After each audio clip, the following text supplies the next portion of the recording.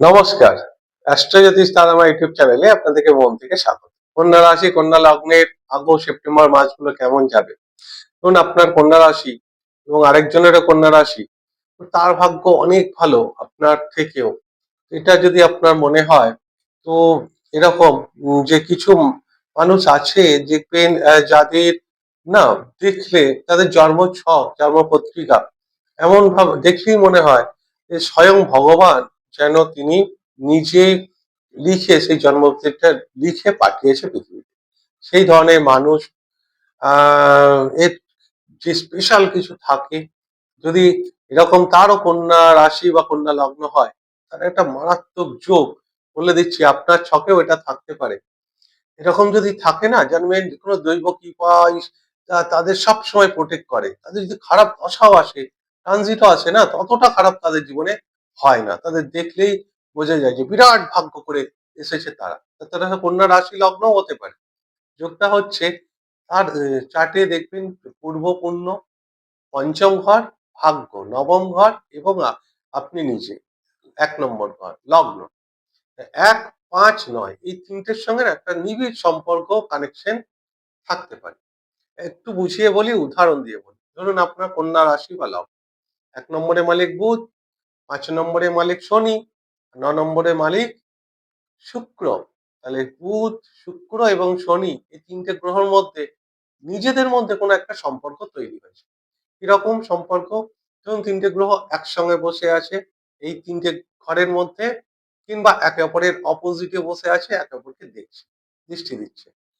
তো এই যে যোগগুলো মনে হয় যে স্বয়ং ঈশ্বর নাকি এদেরকে জন্মছক বানিয়ে পাঠিয়ে দিয়েছে নিজের হাতে।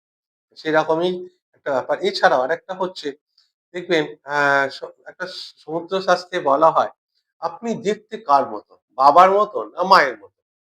অর্থাৎ আপনি যদি পুরুষ হন, মেল হন, আর আপনি যদি দেখতে আপনার মায়ের মতো হন, ফ্রেশ লুকিং, মানে মায়ের মতো অনেকটা দেখতে, তাহলে আপনার ভাগ্য বিরাট ভালো লাগে।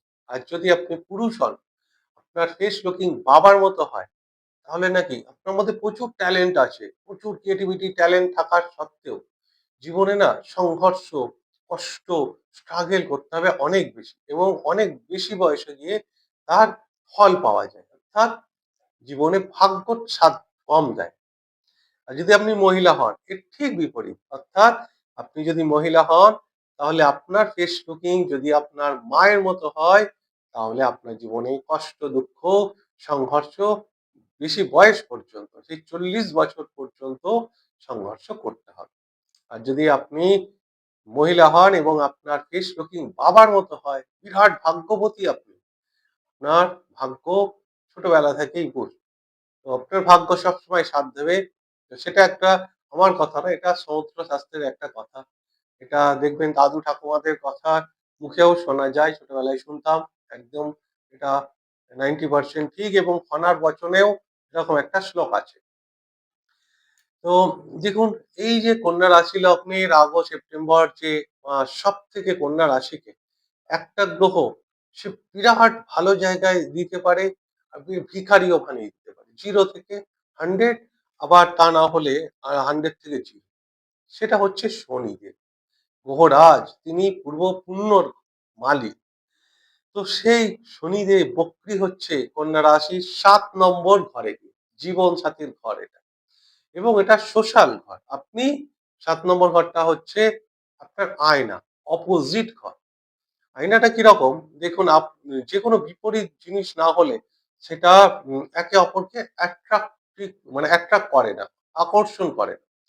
যেমন দেখবেন একটা ব্যাটারি দুটো দিক আছে। একটা দিক নেগেটিভ, একটা পজিটিভ। Plus minus.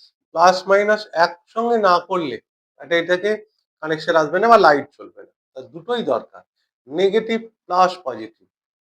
দুটো জিনিসই যেরকম ব্যাটারির দরকার, সেরকমই চুম্বক।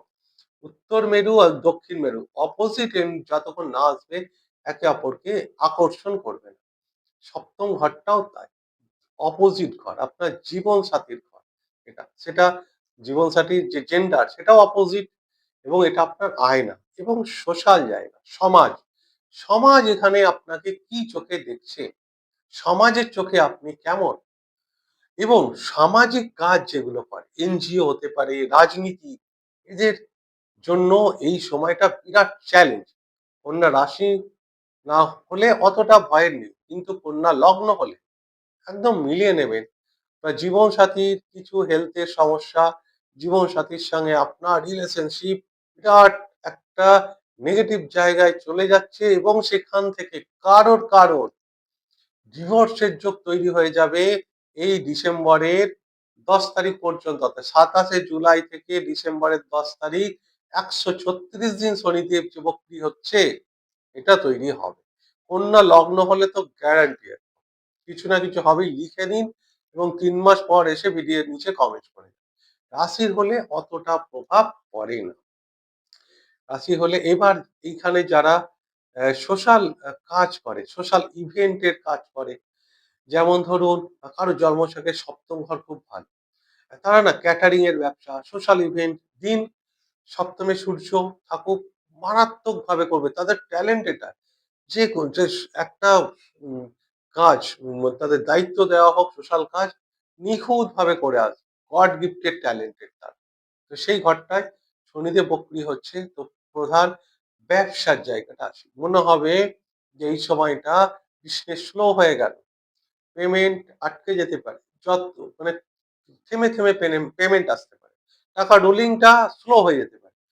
যতটা আপনার পেমেন্ট পাওয়ার প্রয়োজন, মানে দরকার, যতটা আশা করেছিলেন, সেইখানে ততটা পেমেন্ট আসলো না, আটকে গেল পেমেন্টটা, পরে আসলো, স্লো হলো। পেমেন্ট পাবেন কিন্তু সঠিক সময়ে পাবেন না। যে সময় আপনার পেমেন্টটা দরকার ছিল, সেই সময়টা আপনি আহ, পেলেন না হাতে। অর্থাৎ আপনিও তো কাউকে কথা দিয়েছেন ওই পেমেন্টটা পেয়ে আপনি আবার কাউকে দেবেন, এভাবেই তো বিজনেস রোলিং হয়। তো সেই ক্ষেত্রে কিন্তু সাবধান।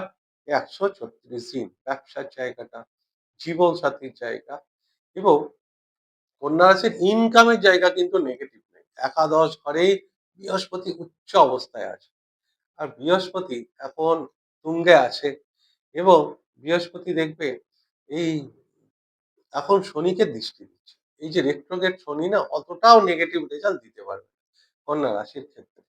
কারণ বৃহস্পতি ভাগ্য, তার নবম দৃষ্টি, ভাগ্যের দৃষ্টি তার নিজের ঘরে শনির উপর দিচ্ছে। তাই কিন্তু শনি কিন্তু ঘুরে বৃহস্পতিকে দৃষ্টি দিতে পারছে না। তাহলে চাবিটা চাবিটা কিন্তু বৃহস্পতি হাতেই থাকবে, ছড়িটা কন্ট্রোল বৃহস্পতি করবে। এবং বৃহস্পতি যে কন্যা রাশির যে 3 নম্বর ঘরে দৃষ্টি দেবে, বৃশ্চিক রাশিতে দৃষ্টি দেবে। সেখানে যারা মার্কেটিং এ কাজ করে, যারা ছোট ছোট ট্যুর ট্রাভেলস করতে চাইছে, মানে ভ্রমণ করতে চাইছে, এই টানা অক্টোবর মাস পর্যন্ত, পুজোর সময় তো অনেকে ভ্রমণ করে, ঘুরতে যায়, ভীষণ ভালো। ঘোরার নলেজও তাদের থাকবে, ঘুরতে যেতে পারবে। ঘোরার এই যে ঘোরার ব্যবসা যাদের, বা হোটেল রেস্টুরেন্টের যাদের ব্যবসা, তাদের জন্য এটা খুব ভালো। কিন্তু হ্যাঁ, হোটেল রেস্টুরেন্টের ব্যবসা যাদের, তাদের একটা রেমিডি, বিরাট রেমিডি হচ্ছে, দেখুন তাদের ফুড ডোনেট করাটা বিরাট প্রয়োজন। যত তারা খাদ্য এরকম ডোনেট করতে পারবে, খাবার ডোনেট মানে গরিব দুস্থ ভিখারি, রাস্তার ধারে যারা পাগল থাকে তাদের যত ডোনেট করতে পারবে না, তাদের আর্থিক অবস্থা তত ভালো হবে। এটা একটা বিরাট বড় রেমিডি কন্যা রাশি, কন্যা লগ্নের ক্ষেত্রে। মনে রাখবেন, যত ফুড ডোনেট করবেন ভালো। তো সেখানে যে হোটেল রেস্টুরেন্টের ব্যবসা আছে, যারা কবি সাহিত্য, নাটক উপন্যাস লেখে, রাইটার, তাদের জন্য একটা বিরাট ভালো। আর শনি এই যে বক্রী হচ্ছে, আপনার নবমের ভাগ্যস্থান এটা, অর্থাৎ নবমের কর্মস্থান এটা। আপনার মিথুন রাশি আপনার ভাগ্য স্থান, তার কর্মস্থান, এবং এটা কর্মের ভাগ্যস্থান, দশমের 9 আর 9th-এর 10।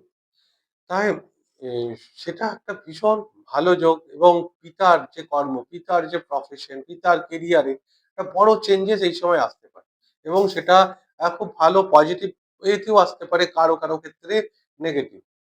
এবার নেগেটিভ কারো ক্ষেত্রে সেটা ডিপেন্ড করবে তার জন্মছকের উপর। সম্পূর্ণ যে রাশিফল দেখে আপনি পুরো হুবহু বলে দিতে পারবেন না, যে প্রেডিকশন করে দিতে পারবেন না যে তার ভালোই হবে। কারণ বাবার কিছুটা ভালো হবে।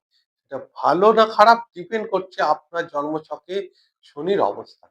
শনি যদি বক্রী থাকে 100% বাবার ভালো হবে, জন্ম ছকেও যদি শনি বক্রী থাকে। আর যদি শনি মার্গী থাকে, শনি অবস্থান শত্রু রাশিতে আছে, মিত্র রাশিতে আছে, দেখুন আপনি আপনার পাশে আপনি কারো বাড়িতে গেলেন, সেখানে আপনার পাশেই একজন চরম শত্রু বসে আছে, অথবা আপনি কি কমফোর্ট থাকতে পারবেন? পারবেন না। আপনার প্রচন্ড অস্বস্তি করবে, মনে হবে যে কতক্ষণ আমি এখান থেকে চলে যাই। কিন্তু একবার বসে গেলে ধরুন আপনি আর যেতে পারছেন না, তাহলে কিন্তু আপনাকে সেই অস্বস্তির মধ্যে থাকতে হবে।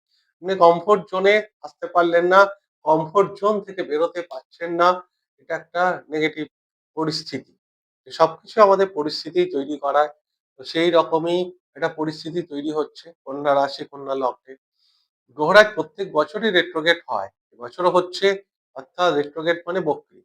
আমরা উম বক্রী মানে হচ্ছে আমরা পৃথিবী থেকে যে কোনো গ্রহর অবস্থান দেখি, যে সূর্য থেকে যে কোনো গ্রহের অবস্থান ক্যালকুলেশন ঋষি মুনিরা করেনি, পৃথিবী থেকেই করেছে।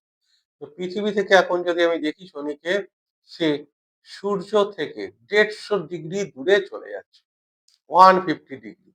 আবার ঘুরতে ঘুরতে ঘুরতে ঘুরতে এই 150 ডিগ্রি দূরত্বেও ডিস্টেন্স যখন তৈরি হবে, তখন মানে 150 ডিগ্রি কাছে যখন চলে আসবে, তখন আবার সে মার্গী হয়ে যাবে। অর্থাৎ টোটাল 360 ডিগ্রি, 360 ডিগ্রি থেকে এই 150 ডিগ্রি যখন দূরে চলে যায়, তখন সে বক্রী হয়ে যায় সেই গ্রহটা।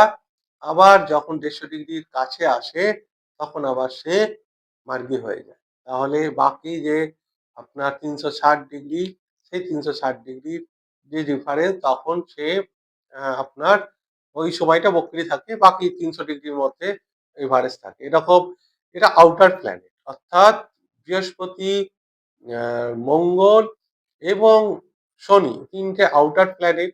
সূর্যের মানে পৃথিবী আর সূর্যের বাইরের গ্রহ এরা, তাই এরা এই সময় বক্রী হয় সূর্য থেকে পঞ্চম ঘর ডিফারেন্সে গেলে। ইনার প্ল্যানেট হচ্ছে বুধ আর শুক্র, পৃথিবী এবং সূর্যের ভিতরের গ্রহ, এরাও বক্রী হয়। কিন্তু এরা যখন আপনার এই দূরত্ব কম তৈরি করে, তখন এটা বক্রী গ্রহ নিয়ে আমি আবার আলাদা ভিডিও নিয়ে আসবো।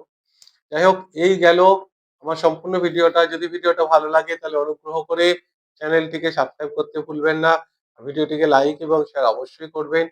আমি ঈশ্বরের কাছে প্রার্থনা করি সকলেই ভালো থাকুন এবং সুস্থ থাকুন। নমস্কার।